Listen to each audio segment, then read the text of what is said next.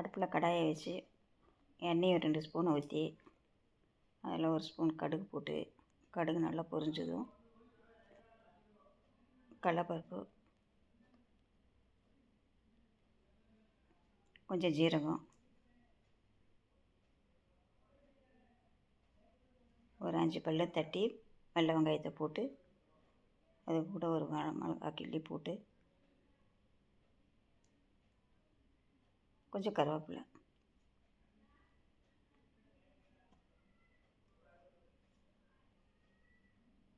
போட்டு நல்லா வணக்கி விட்டு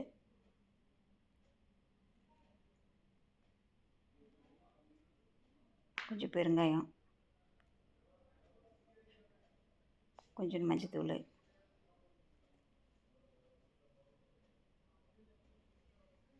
போட்டு வணக்கி விட்டு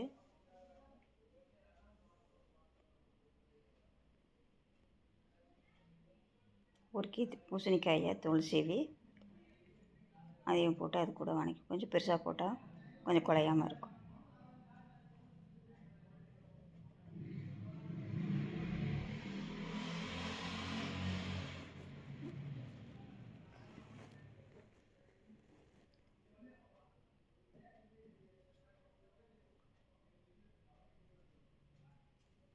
வணங்கினோடனே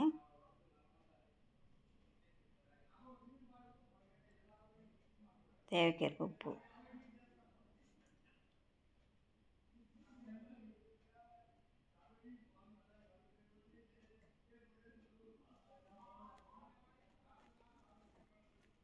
ஒரு 1/4 டம்ளர் தண்ணி ஊற்றி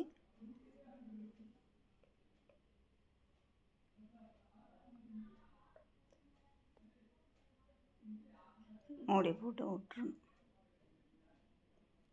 அந்த தண்ணி சுண்டினோடனே பரட்டி விட்டு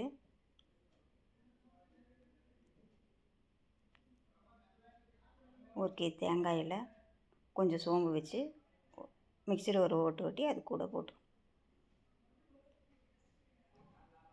கொஞ்சம் கொத்தமல்லி தழை